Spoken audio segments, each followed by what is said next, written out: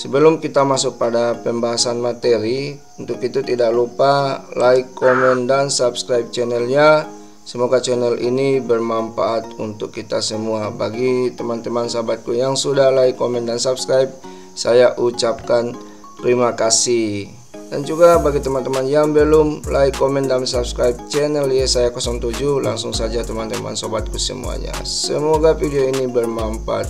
Oke, ikuti untuk penjelasan pembahasan materi tentang elektronika analog dan digital, mengenal dan menggunakan komponen elektronika. Kita langsung saja teman-teman ke pokok pembahasan. Yang pertama adalah pengenalan komponen elektronika. Di sini yang pertama dibahas adalah tentang resistor. Komponen resistor ini bisa kita lihat di sini digolongkan menjadi dua macam, teman-teman. Yang pertama adalah resistor tetap, yaitu resistor yang nilai tahanannya tetap dan ada yang bisa diatur dengan tangan. Ada juga yang perubahan nilai tahannya diatur otomatis oleh cahaya atau oleh suhu, teman-teman. Jadi ada jenis resistor yang digolongkan menjadi dua macam, teman-teman. Berikutnya adalah resistansi resistor. Biasanya dituliskan dengan kode warna yang berbentuk bundaran atau bisa juga gelang warna, teman-teman. Kita nanti bisa menemukan resistansi resistor dalam berbentuk gelang warna. Adapun satuan yang digunakan adalah ohm.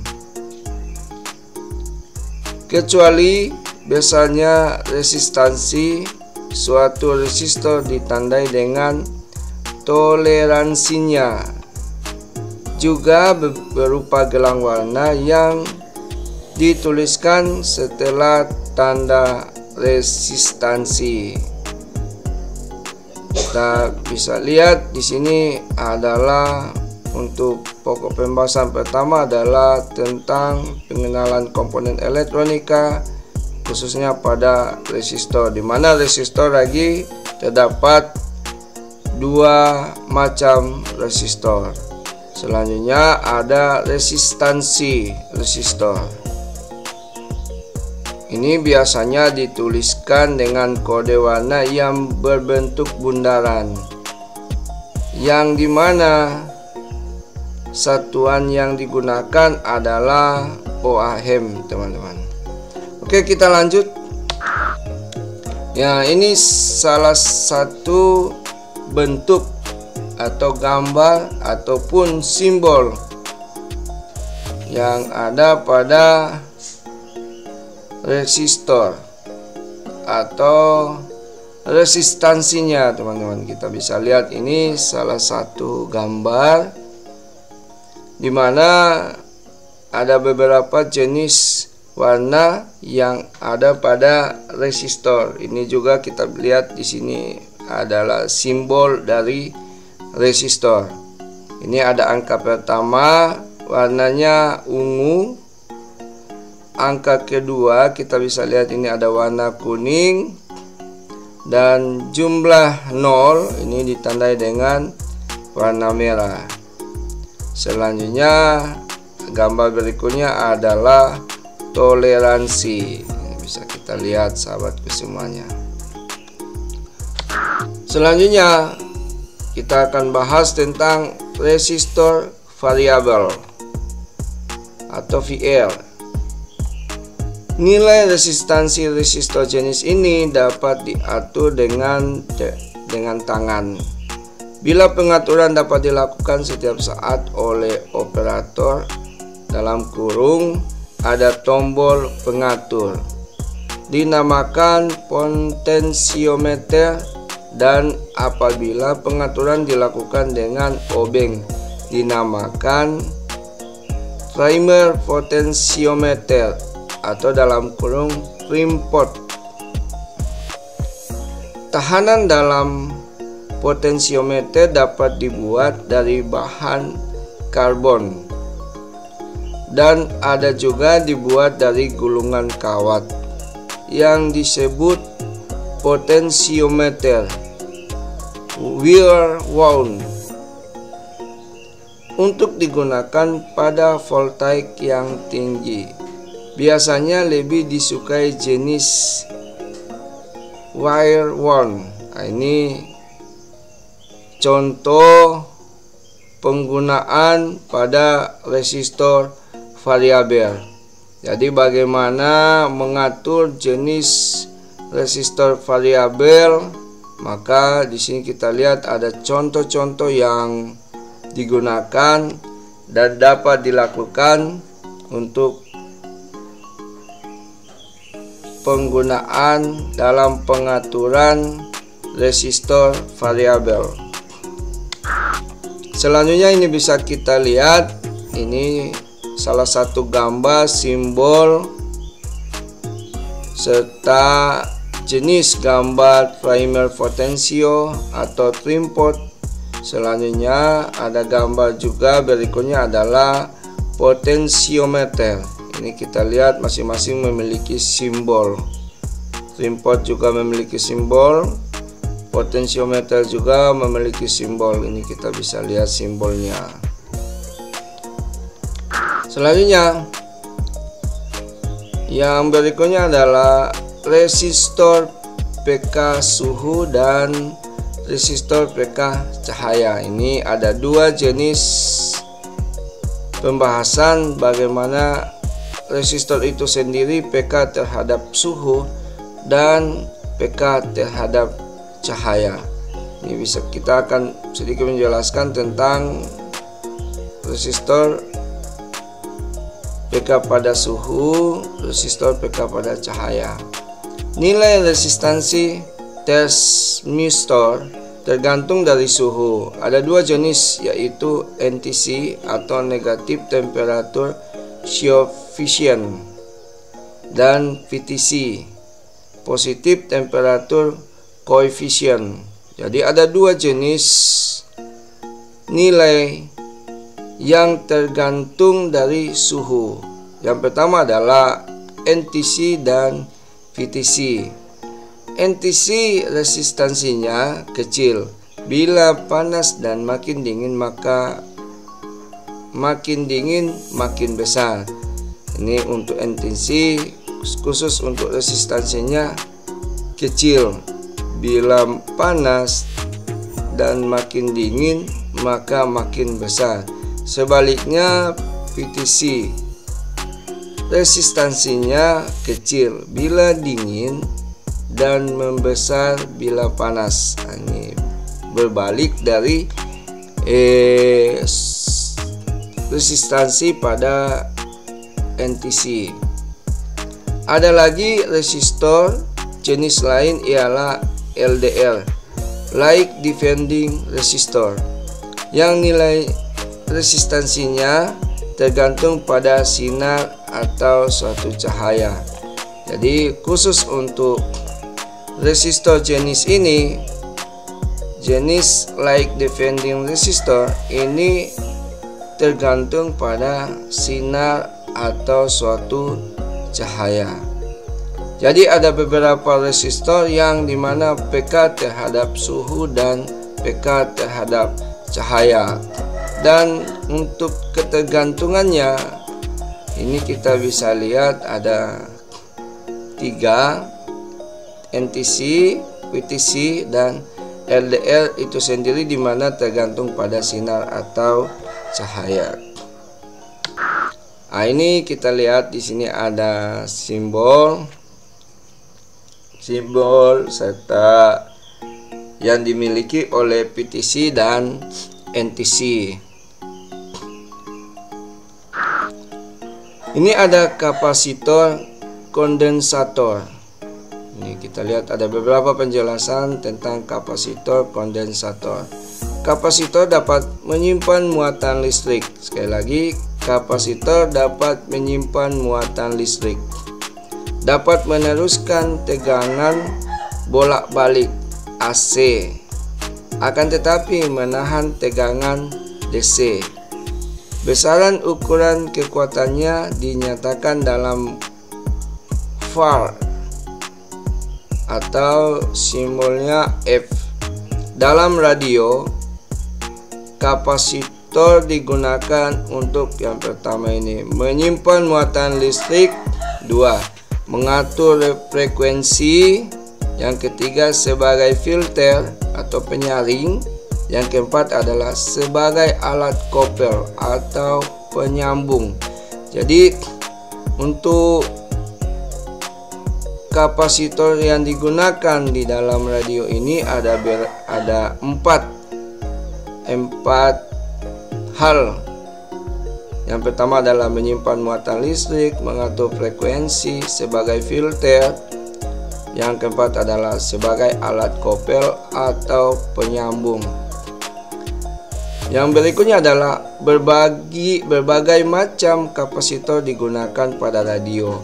Ada yang mempunyai kutub positif dan negatif, disebut polar. Ada pula yang tidak berkutub, biasa disebut non-polar. Kondensator elektrolit atau ELSO dan tantalum adalah kondensator polar. Kondensator dengan solid dielektrik biasanya non-polar.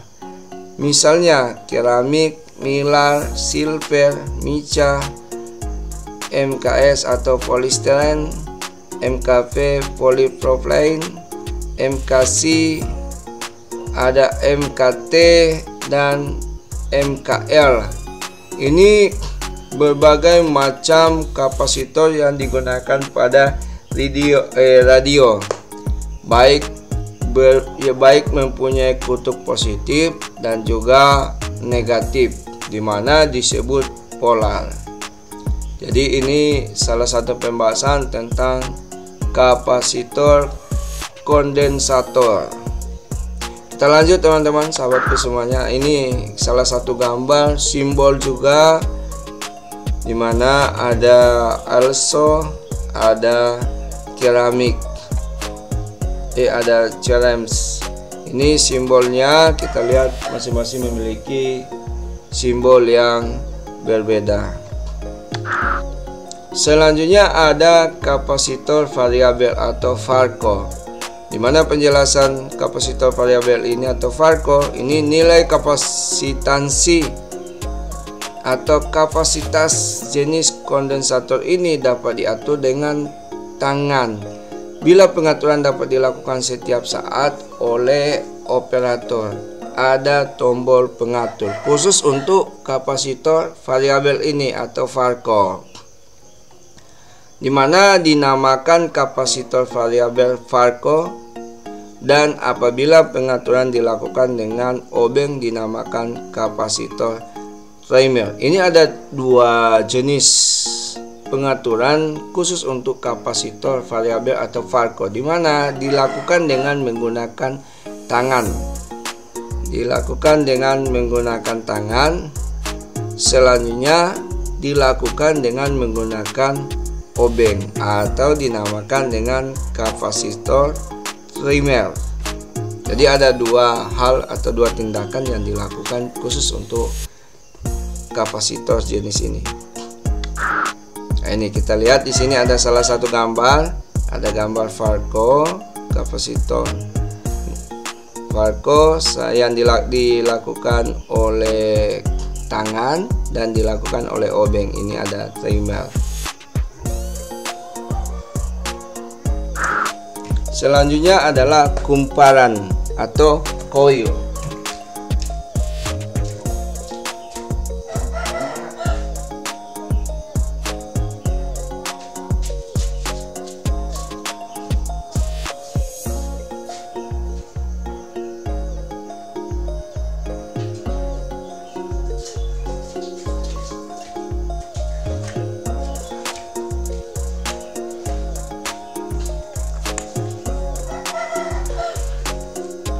Mohon maaf teman-teman sahabatku semuanya. Kita lanjut kumparan atau koil, dimana sini koil adalah suatu gulungan kawat di atas suatu inti, tergantung pada kebutuhan. Yang banyak digunakan pada radio adalah inti udara dan inti ferrite.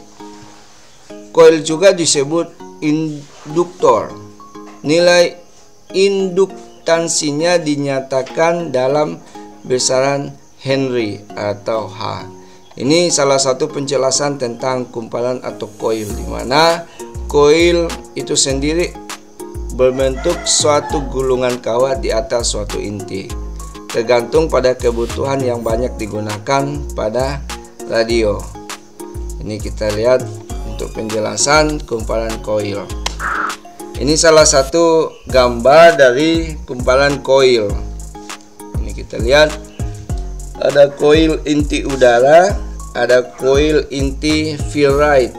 Ini ada jenis simbol-simbolnya, mulai simbol koil inti udara dan simbol koil inti ferrite.